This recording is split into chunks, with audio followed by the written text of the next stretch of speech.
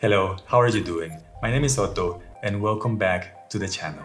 Just a few days ago, I made a review of the new ZHIYUN Smooth 5, and this is a smartphone gimbal that packs a lot of interesting features. DJI also released a new gimbal recently. It is the OM5, which is a great gimbal as well. On this video, I want to compare both gimbals so you know the difference between one and the other.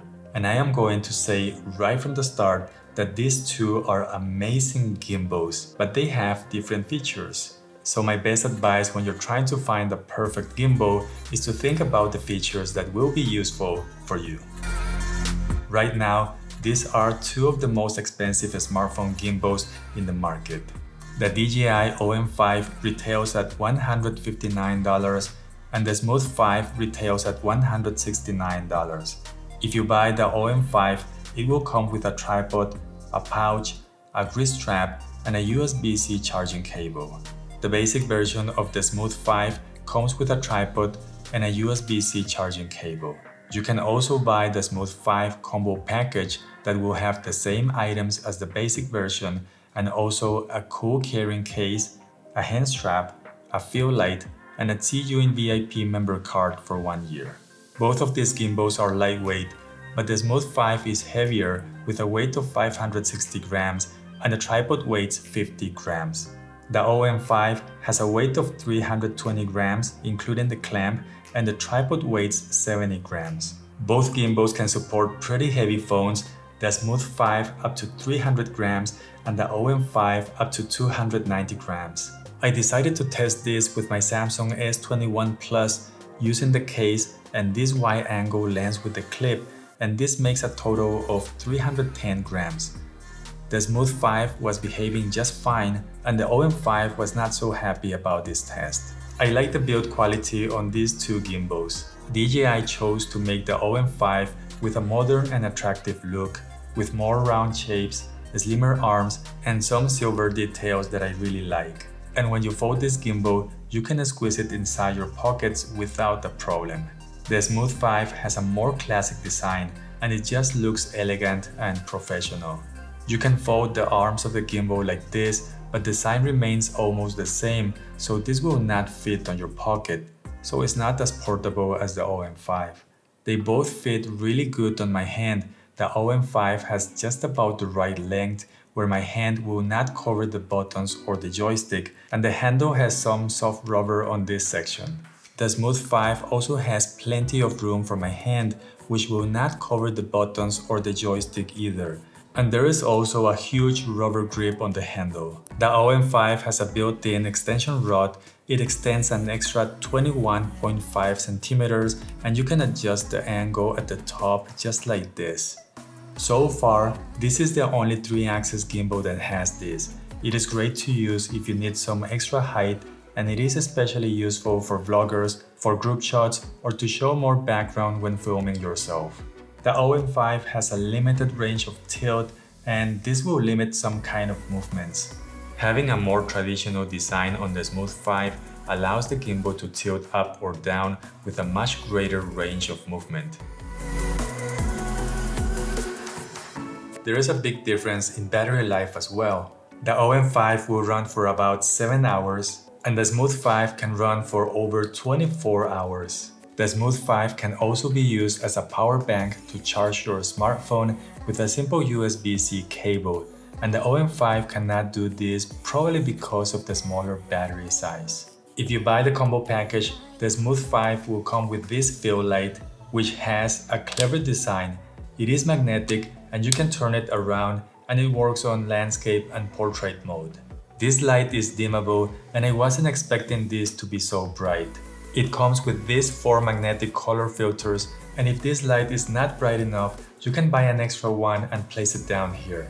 DJI also sells a magnetic clamp with fill lights, but I haven't been able to try it out. But apparently, they only work in selfie mode and they have a price of around $60. Setting up and balancing these two gimbals is quite easy, but the OM5 has this magnetic clamp that you place on your phone, and hands down, this is one of my favorite features of this gimbal. And I've been saying this for over a year, I know, but I just like this system quite a lot. All you have to do is place the clamp in the middle of the phone, and when you need to use the gimbal, just do this. It's fast and easy to set up without having to balance it. The only drawback of this magnetic clamp is using it on a bigger smartphone with a case. It's not so convenient even if you're using thin cases like I do. It feels like the clamp is not hugging the case, and I always end up using the clamp on the phone without the case, as this actually feels more secure in my opinion. The Smooth 5 has a bigger clamp and it will support most smartphones with thin cases. To set up the gimbal, you need to place the phone on the clamp, unlock this arm, and slide it left and right until the phone has been balanced. Both gimbals have 3 axes and the stabilization on both devices is very solid. I can't really tell a difference when using one or the other, and I have no complaints on how they perform when I was using them. The buttons, the joystick, and the trigger on the OM5 feel really good, and they will help you access basic functions such as recenter the gimbal, switch to horizontal or vertical mode, and start or stop recording a video. On the left, we also have a slider to control the zoom. On the Smooth 5, you will see a big difference on the controls. On the left side, the gimbal has this big wheel that can be used to zoom in or to zoom out. And if you press the button in the middle, you will be able to manually focus with the wheel. Having a focus or zoom wheel is much better than just having a slider, as this is going to give you a more precise control. Android users are going to like that the focus wheel works without any issues. On the front, there is a bigger and more professional joystick than what you normally get on other gimbals. It will move the camera around, you can control the speed of the movement, it is omnidirectional, and it feels very good. There are also multiple buttons to access the menus, change the resolution, frame rates, ISO, and so on. One thing that I absolutely like about the Smooth 5 is that without going into the menus, I can select the different gimbal modes by just pressing this button, and this makes this gimbal more user-friendly, especially if you're using the native camera app or any other app. To change the gimbal mode on the OM5, you need to go inside the menu on the Mimo app, and if you're using something like the native camera app, it gets a little bit annoying. The only exception is the lock mode, which can be selected by holding down the trigger. We also have other modes available. Under-slung mode works on both gimbals without issues, and this will let you take low-angle shots, but the built-in extension on the OM5 will make it easier to use. A sport mode is also available on both gimbals, and this will make the gimbal react faster to your movements when you need to capture fast-moving subjects. The vortex or spin shot is this mode where the smartphone spins around. The OM5 will spin around 230 degrees, and at that point the camera will see the arm of the gimbal. On the other hand, the Smooth 5 is the only smartphone gimbal that I know that will spin without limits, and because of the way it's designed, the arms will never get on the way. Both the OM5 and the Smooth 5 offer object and face tracking. It is really sticky and it works without issues when either gimbal is sitting in front of you. Tracking a subject and moving the gimbal at the same time is a different story. The OM5 has some shaky effect on the background. I tried this with an iPhone 13, Samsung S21 Plus, outdoors, indoors, all with the same result. The Smooth 5 doesn't seem to have this problem, but when I use the tracking with my Samsung, sometimes it will lose the subject. It doesn't happen all the time, and it seems to be something random. Sometimes it happens, sometimes it doesn't. When it comes to the app, they are both very similar. You can select the camera mode that you want to use, like video mode, time lapses, hyperlapses, panorama shots, dolly zoom, and slow motion.